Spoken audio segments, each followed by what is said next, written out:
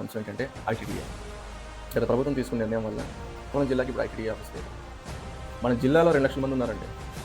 మనం ఎవరిని ఎన్నుకుంటున్నాం అనేది 2-3 నెలల ముందే పట్టించుకుంటాం.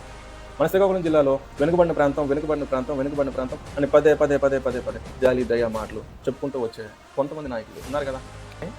గొంతు లేదా, మాటలు రావా, మరి ఏంటి? అందరికీ నమస్కారం అండి. నా పేరు ఎస్ జ్ఞానేంద్ర నాయుడు, పాతపట్నం, శ్రీకాకుళం జిల్లా. నేను ఈరోజు మాట్లాడబోయే అంశం ఏంటంటే ITDA, integrated tribal development agency అండి. గత ప్రభుత్వం తీసుకున్న నిర్ణయం వల్ల మన శ్రీకాకుళం జిల్లాలో ఉండాల్సిన ఐటీడీఏ కాస్త పక్క జిల్లాకి మారడం జరిగింది. మన శ్రీకాకుళం జిల్లాకి ఇప్పుడు ఐటీడీఏ ఆఫీస్ లేదు. ఐటీడీఏ అంటే ఏంటండి? మనకున్న అడ్మినిస్ట్రేషన్ ఏదైతే ఉందో, ఒక లైన్ ఆఫ్ అడ్మినిస్ట్రేషన్, అది కాస్త ట్రైబల్ ఏజెన్సీ వరకు స్ప్రెడ్ అవ్వదు కాబట్టి దానికోసం స్పెషల్గా ఐటీడీఏ పెట్టడం జరిగింది. అందులో మనకి భాగంగా మనకి ఎకనామిక్ డెవలప్మెంట్, అలాగే ఇన్ఫ్రాస్ట్రక్చర్ డెవలప్మెంట్ ఉంటుంది, హెల్త్ అండ్ కేర్ ఉంటుంది, ఎడ్యుకేషన్ డెవలప్మెంట్ ఉంటుంది, ఎంపవర్మెంట్ ఉంటుంది, అన్నీ వాళ్ళకి లోన్స్ సపోర్ట్ కూడా ఉంటుంది. అటువంటివన్నీ కూడా 4-5 సంవత్సరాలుగా మన వాళ్ళు వాటికి దూరంగానే ఉన్నారు. వాళ్ళకి ఏం సపోర్ట్ రాలేదు, ఏం సపోర్ట్ దక్కలేదు. గత కొంతకాలంగా పుత్తూరు మండలం నుంచి, అలాగే మెలియపూటి మండలం నుంచి చాలా పెద్ద ఎత్తున నిరసన వ్యక్తం చేయడం జరిగింది. ప్రభుత్వం దాని మీద ఎటువంటి స్పందన లేదు. గిరిజన సోదరిమణులు రోడ్డు మీదకే వచ్చి చాలా పెద్ద ఎత్తున నిరసన వ్యక్తం చేయడం జరిగింది. మన జిల్లాలో 2 లక్షల మంది ఉన్నారండి. గిరిజనులు మన జిల్లాలో 2 లక్షల మంది ఉన్నారు, శ్రీకాకుళం జిల్లాలో. అయినా కూడా వాళ్ళ కోసం ఒక స్టేట్మెంట్ కూడా పాస్ చేసింది ఎవరు లేరు. అది 10 రోజులు 15 రోజులు మొత్తం ఊరంతా అందరినీ కలుస్తూ వచ్చాను. ప్రతి మండలంలో సమస్యలు ఏంటో తెలుసుకుంటూ వచ్చాను. కొంతమంది డివిజన్ ఆఫీస్ కావాలంటున్నారు. జిల్లా కోసం ప్రస్తావిస్తున్నావు కదా, నువ్వు జిల్లా కోసం ప్రస్తావించే ముందు డివిజన్ ఆఫీస్ కోసం ప్రస్తావించు. డివిజన్ ఆఫీస్ ముందు ఇక్కడికి రప్పించు. డివిజన్ ఆఫీస్ కోసం ముందు ఏదైతే నీ ప్రయత్నం ఉందో ఆ ప్రయత్నం వ్యక్తం చేయని అన్నారు. ఓకే, డివిజన్ ఆఫీస్ అన్నారుగా, ఒప్పు. రెండో సమస్య ఏంటో తెలుసా అండి? ఐటీడీఏ కోసం మాట్లాడండి. ఐటీడీఏ కోసం మనం పోరాడదాం. ఐటీడీఏ కోసం మనం ప్రభుత్వ దృష్టికి తీసుకెళ్దాం. ఎందుకంటే గత 4 సంవత్సరాలుగా అభివృద్ధి లేదు, మాకు కనీసం పట్టించుకునే నాదుడే లేడు. ఒకప్పుడు శ్రీకాకుళం జిల్లాలో మనకు ఐటీడీఏ ఆఫీస్ ఉన్నప్పుడు అప్పుడు ఎంతో కొంత అన్నట్టు ఉండేది. ఇప్పుడు ఆ జిల్లాలో మారిపోయిన తర్వాత కనీసం ఐటీడీఏ మన ముఖం చూసేదే లేదు అన్నట్టు తయారైంది అని అంటున్నారు స్థానికులు. తర్వాత ఎలక్ట్రిసిటీ కంప్లైంట్స్ ఉన్నాయి. ఆ తర్వాత మనకి వాటర్ సపోర్ట్ లేదు, వాటర్ కంప్లైంట్స్ ఉన్నాయి. కొంతమందికి లిటరల్లీ చూస్తే వాళ్ళు కనీసం 2-3 కిలోమీటర్లు నడిచి వెళ్ళి నీళ్ళు తీసుకొచ్చుకునే పరిస్థితి. ఎండాకాలం ఎలా వెళ్తారండి? మనం ఎలక్షన్స్ అంటే ఎప్పుడు కూడా 2 నెలలు 3 నెలల ముందే మనం పట్టించుకుంటున్నామండి. మన ప్రభుత్వం ఏంటి, మన సమాజం ఏంటి, మనం ఎవరిని ఎన్నుకుంటున్నాం అనేది 2-3 నెలల ముందే పట్టించుకుంటున్నాం. ఆ 2-3 నెలలే మనం వాటి మీద దృష్టి పెట్టడం జరుగుతుంది. తర్వాత వాళ్ళు ఏలేదు, మనల్ని 5 ఏళ్ళు కామ్గా ఉండాల్సిన పరిస్థితే కదా. ఇలాగే నిరసనలు వ్యక్తం చేయాలా, ఇలాగే రోడ్డు మీద బైఠాయించాలా, ఇలాగే మన బాధని వాళ్ళకి ఎలా తెలియాలి అనేది మనం తెలియజేసేలా మనం ఉండాలి. ఎందుకండి అది మన ఎలక్షన్లప్పుడు తీసుకునే నిర్ణయమే మనం ప్రాపర్గా సరిగ్గా తీసుకుంటే ఇటువంటి పనులకి, ఇటువంటి అవసరాలకి మనం పనులు వదులుకొని మరి మనం ఫైట్ చేయాల్సిన పని లేదు కదా. మీరు అడుగుతుంది పట్టుచీరల కాదు, నగ కాదు, ఇంకోటి కాదు, మినిమం బేసిక్ రిక్వైర్మెంట్ అడుగుతున్నారు మీరు. ఐటీడీఏ చేయండి. నేను కూడా మీతో మాట్లాడేటప్పుడు నాకు ఒకటే అనిపించింది ఏంటంటే, ఐటీడీఏ కోసం ఒకప్పుడైతే శ్రీకాకుళం యాజ్ డిస్ట్రిక్ట్ హెడ్ క్వార్టర్గా సీతంపేట పెట్టేశారు. ఓకే, ఇప్పుడు సీతంపేట వేరే జిల్లాలో కలిసిపోవడం వల్ల సీతంపేట లేదు. ఇప్పుడు మన శ్రీకాకుళం జిల్లాలో వెనుకబడిన ప్రాంతం అని పదే జాలి దయ మాటలు చెప్పుకుంటూ వచ్చే కొంతమంది నాయకులు ఉన్నారు కదా. ఏమంటే మొదలు పెడతారు, వెనుకబడిన ప్రాంతం. మరి అదే వెనుకబడిన ప్రాంతానికే కదా పబ్లిక్ రిప్రజెంటేటివ్ అయ్యారు చాలా మంది నాయకులు. మరి ఎందుకు దాన్ని ముందుకు తీసుకెళ్ళలేకపోయారు?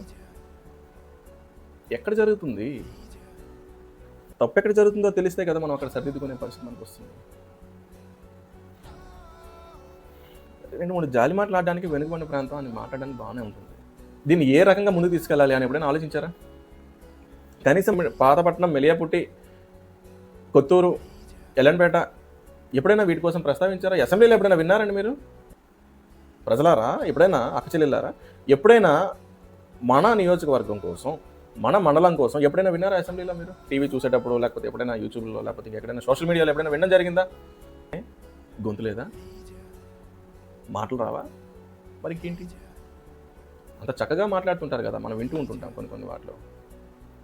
అంత చక్కగా అంత గట్టిగా మాట్లాడే మనుషులు ఉన్నారు మన చుట్టుపక్కల. ఎందుకని అక్కడ మాట్లాడలేదు?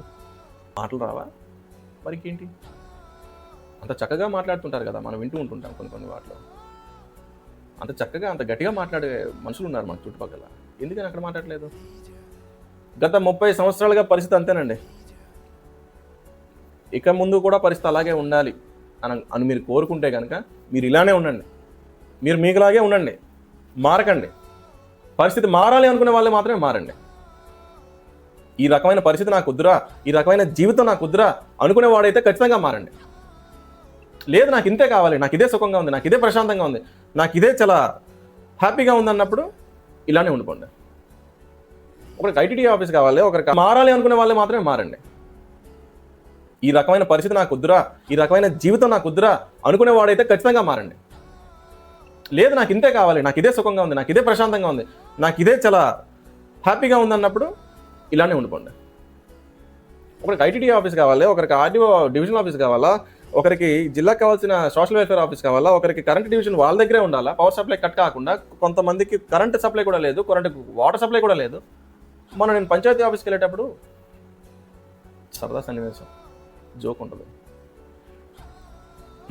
నేను వెళ్ళాను, ఒక యువగాన్ని కలిశాను. వెళ్ళి కలిస్తే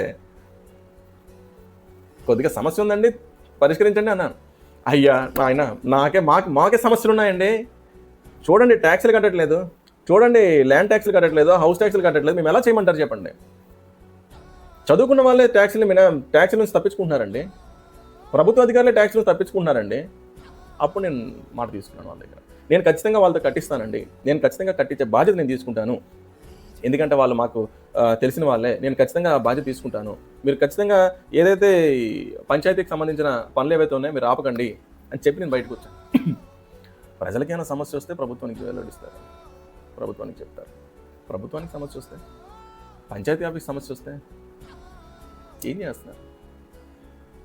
ఎంతకాలం? ఇంకొక 5 సంవత్సరాలు, ఇంకొక 10 సంవత్సరాలు. మొన్న కరోనా, ఇప్పుడు గ్యాస్, ఇలాంటి సమస్యలు ఇంకొక 4-5 వస్తే బతకాలి అనే ఆలోచన కూడా చచ్చిపోద్దండి. బతకాలి అనే ఆలోచన, ఇంట్రెస్ట్ ఏదైతే ఉంటుందో చచ్చిపోద్ది. ఇంక అది కూడా బతకదు. మనకి బతకడం వేస్ట్రా అని అనిపిస్తుంది. కానీ ఈలోపు అభివృద్ధి చూడాలి అని ఒక చిన్న ఆశ అంతే. ఎవరికి వాళ్ళు వచ్చి షాపులు పెట్టుకుంటున్నారు, ఎవరికి వాళ్ళు వచ్చి ఇల్లులు కట్టుకుంటున్నారు, ఎవరికి వాళ్ళు వచ్చి వాళ్ళ స్వతహాగా వాళ్ళ కాళ్ళ మీద వాళ్ళు నిలబడుతున్నారు. వాళ్ళు చదువుకున్న చదువు వల్ల అవ్వచ్చు, వాళ్ళ కష్టం మీద ఆధారపడడం వల్ల అవ్వచ్చు, వాళ్ళ మీద వాళ్ళకున్న నమ్మకం వల్ల అవ్వచ్చు. ప్రభుత్వం నుంచి మాకు ఏ సహకారం రావట్లేదే. సహకారం ఉంటే ఇంకా పై స్థాయికి వెళ్తాం కదా. ప్రభుత్వం నుంచి సహకారమే ఉంటే ఇక్కడ పుట్టి మనం వేరే ఊర్లో వెళ్ళి బతకాల్సిన పని లేదు కదా. అక్కడికి వెళ్ళి వాచ్మెన్ డ్యూటీలు చేయాల్సిన పని మనకే ఉందండి. భూమి లేదా? రైతు పని చేయలేమా? వ్యవసాయం అయినా కష్టం అండి. వ్యవసాయానికి కనీసం సపోర్ట్ చేస్తే అదేం పెద్ద కష్టం కాదే. ఆ సహాయ సహకారం ఎక్కడి నుంచి వస్తుందండి? గవర్నమెంట్ నుంచే రావాలి కదా. వస్తుందా నిజంగా చెప్పండి? అది వస్తే ఇంకా వేరే దగ్గరికి వెళ్ళి బతకాల్సిన పనే ఉందండి మనకి? లేదే. మన కాళ్ళ మీద మనం ఇక్కడే బతికి చూపించాలి కదా. మరి ఏది? ఎక్కడి నుంచి వచ్చారు? మేము వాచ్మెన్ డ్యూటీ చేయడానికి పలానా శ్రీకాకుళం నుంచి వచ్చాం, పలానా విజయనగరం నుంచి వచ్చాం. ఎందుకు ఆ పరిస్థితి? ఇంకెంతకాలం మనం మారాలి, మారి తీరాలి. ఎల్కేజీ తర్వాత యూకేజీ తర్వాత 1, 2, 3, 4, 5, 6, 7, 8, 9, 10, inter first year, second year, degree, PG, పెళ్ళి, పిల్లలు, ఉద్యోగం.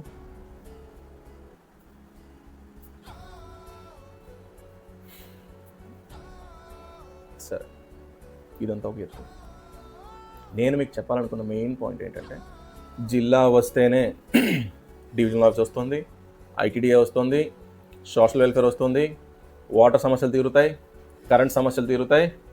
అలాగే ప్రతి ఒక్కరికి కూడా ప్రభుత్వ సహకారాలు అందుతాయి. చాలా వరకు మనం ఒక ఆదర్శంగా నిలుస్తాం. ప్రతి ఒక్క మండలానికి, ప్రతి ఒక్క జిల్లాకు కూడా మన జిల్లాను మనం దక్కించుకున్నామని ప్రతి ఒక్కరికి మనం ఆదర్శంగా నిలుస్తాం. మన తర్వాత తరాల వాళ్ళు కూడా మనలాగా వాళ్ళు కష్టపడాల్సిన పని లేదు, అభివృద్ధి లేదు అనే మాటే రాదు. యువత నుంచి సాధ్యం, చదువుకున్న వాళ్ళతో సాధ్యం, ఉపాధ్యాయులతో సాధ్యం, కార్మికులతో సాధ్యం, వ్యాపారవేత్తలతో సాధ్యం, చాలామంది ఉన్నారు. మీ అందరితో సాధ్యమే. కానీ మీరందరూ నాకెందుకు నాకెందుకు నాకెందుకు అని అక్కడే ఉండిపోతున్నారు. ముందుకు రండి, ముందుకు ఒక అడిగేయండి. ప్రశ్నించాలి అంటే డబ్బు ఉండాలంటారు కొంతమంది, ప్రశ్నించాలి అంటే నువ్వు సెటిల్ అవ్వాలి అని అంటారు కొంతమంది. నాకు ఎందుకు అలా అంటారో నాకు అర్థం కాల. ఎందుకు అలా తయారైంది బయట పరిస్థితి, వ్యవస్థ? ప్రశ్నించాలంటే వెనక డబ్బులు ఉంటేనే ప్రశ్నించాలండి? ప్రశ్నించాలంటే వెనక మనం సెటిల్ అయితేనే ప్రశ్నించాలండి? అదేంటండి అలా తయారు చేస్తారు, సిస్టంలో అలా ఉండిపోయింది, అలా తయారు చేస్తారు. ఏ పిల్లోడినైనా తీసుకెళ్ళి అడగండి, అరే పెద్ద అయితే నువ్వేం అవ్వాలని ఉందిరా? డాక్టర్, ఇంజనీర్, ఐఏఎస్, ఐపీఎస్, అంతే నా జీవితం, ఇంకేం లేవా? ఎందుకని అవేర్నెస్ క్రియేట్ చేయట్లేదు? సో ఇదంతా ఒక పార్ట్ అయితే, ఇప్పుడు మన పాయింట్కి వస్తే ఖచ్చితంగా ఐటీడీ ఆఫీస్ అనేది మన పాతపట్నం నియోజకవర్గంలో వచ్చి తీరాలి, రావాలి, వేరే ఆలోచన లేదు, రావాలి. ఐటీడీఏ తర్వాత ఇంకా మా కోరికలు ఉన్నాయి, ఇంకా మాకు చేయాల్సినవి ఉన్నాయి, ఇంకా మీరు చేయాల్సిన ప్రజలకి అందరికీ కూడా మీరు చేయాల్సిందే, చేసి తీరాల్సిందే. లేదంటే మా నిరసనలు కాస్త ఇంకొస్త బలం చేకూరుస్తాం. సో వాటి పరిస్థితి దాకా మీరు తీసుకురాకండి. ప్రశ్నించడానికి వచ్చాను, ప్రశ్నిస్తున్నాను, మీరు చేయాల్సింది మీరు చేయండి. ప్రజలారా, అక్కచెల్లెళ్ళారా, అందరికీ నేను కోరుకుంటుంది ఏంటంటే, దయచేసి మన జీవితం మన కోసమే కాకుండా కొద్దిగా బయట పరిస్థితి కూడా ఆలోచించండి. నా వరకు వస్తే తప్పితే నాకు అవసరం లేదని మీరు ఆలోచించొద్దు దయచేసి. ఏదైనా కూడా ఈరోజు బయట జరిగేది రేపు మన వరకు రావచ్చు, మన ఇంట్లో జరగచ్చు. ముందు జాగ్రత్త తీసుకుందాం, ముందుగా మనం జాగ్రత్త పడదాం, మనందరం కలిసి ఒకటవుదాం, మనందరం ఒక్కటిగా ముందుకెళ్దాం, మనందరం ఒకటి. జై హింద్. Thank you.